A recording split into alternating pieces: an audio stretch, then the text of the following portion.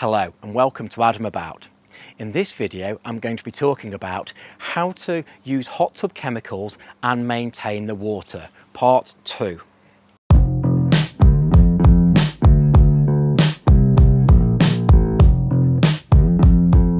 The previous video I did about hot tub chemicals and how to keep your hot tub water clean covered the essentials, all the basics that you'll need if you're new to a hot tub.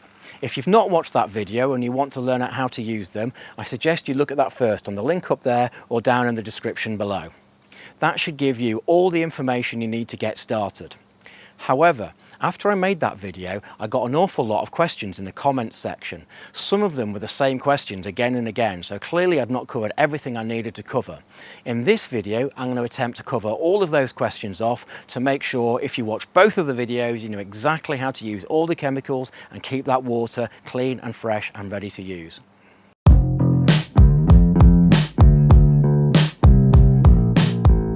The first thing I'm going to talk about is shocking the hot tub. When you first put the water in, you want to add quite a lot of chlorine in order to get the chlorine level up from nothing up to a suitable level. It's called shocking, I don't know why, but that's just what it is. And in my previous video, I recommended using granules. That's because it allows you to put quite a lot of chlorine into the water at once. It immediately shocks it. Within a couple of hours you can test it and you know whether it's right or wrong. A lot of people have asked me about whether you can use the tablets that chlorine comes in as well, which means you can use a dispenser a bit like this, put a couple of tablets in and then just use that in the water. Well, the answer is yes, you can certainly do it that way. What I would recommend is putting at least 2 or 3 tablets into the dispenser, making sure that the opening on the side is open to the maximum, which allows quite a lot of water through. And if you put that dispenser in and leave it for, say, 24 hours, that will probably do a pretty good job at putting quite a lot of chlorine in the water. The thing to remember is just make sure that you test it regularly. So if you've left the dispenser in overnight, come back, check it in the morning, see how it's getting on. Worst case scenario, you've put a little bit too much chlorine in, but I'll tell you how to deal with that in a minute.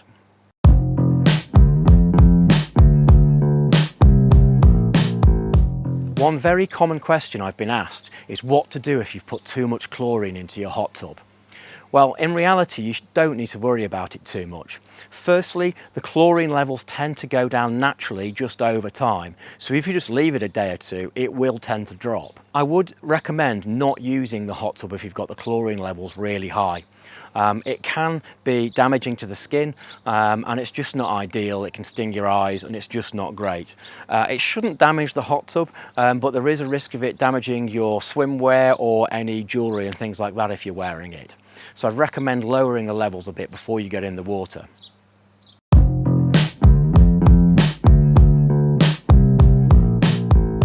There are 2 ways to help reduce the chlorine in your hot tub if you've got it too high, that both act quite quickly. The first method is to take the lid off the hot tub and put the bubbles on. If you run the hot tub for about an hour like that, that should reduce the chlorine level slightly. You can then test it and see if it's okay to get into the hot tub. The second method is actually to disconnect the pump and allow 20% of the water to come out of your hot tub. You can top that up again with fresh water and that will obviously reduce the chlorine levels. The only drawback with the second method is that you're also going to alter the total alkalinity and you're going to alter the pH as well. So you'll need to resolve both of those too. However, that's not that much effort and it does mean that within a few hours you're able to use your hot tub.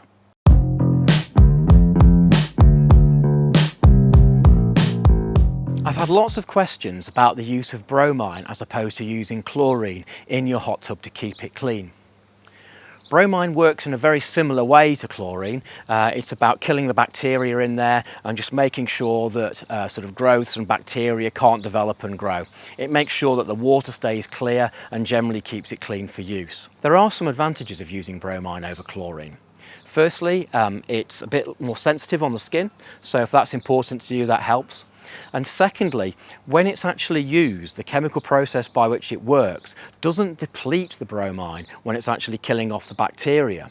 And because of that, you don't really need to use a dispenser. If you get the bromine levels correct, it should maintain that level even when you use the hot tub.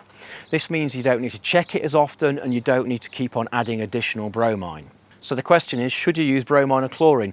Well, the answer is it's up to you. Bromine tends to be a little bit more expensive, but if you've got sensitive skin and you want slightly lower maintenance, then bromine can be better.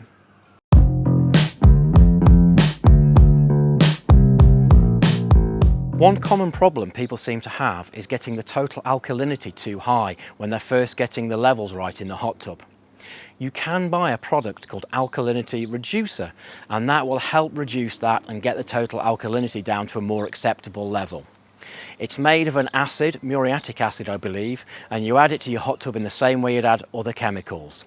That will help reduce total alkalinity, and then you can readjust the pH to make the hot tub water ready to use again.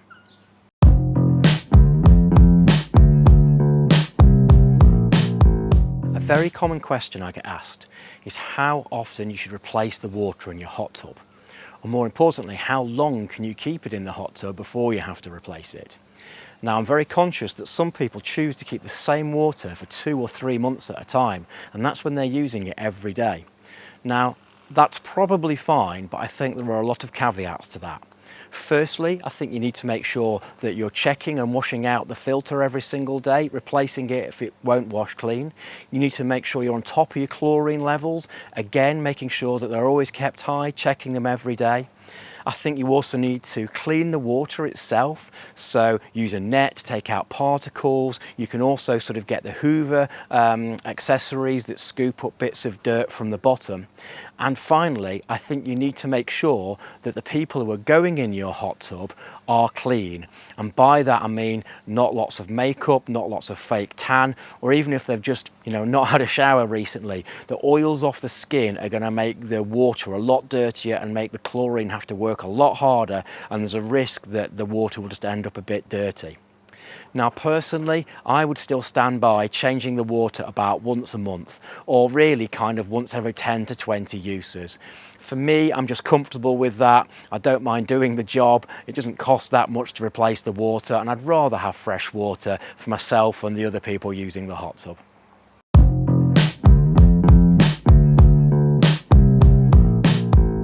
So that's it. I think with the first video that I did and now the supplementary video that I've done now, that should cover most of the things you're likely to need to do to maintain your hot tub and keep that water nice and clean and fresh, ready for use. I hope you found this video helpful. Please consider subscribing to my channel if you wish to see more videos like this, and please use the comment section below if you have any other questions or if you think I've missed anything out. Thank you very much. Bye.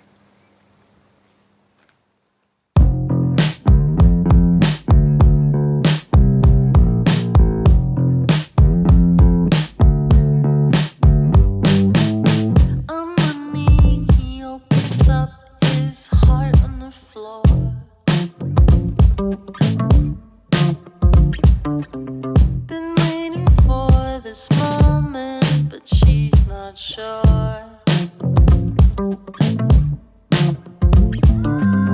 Seems like the thing that all the cool kids do.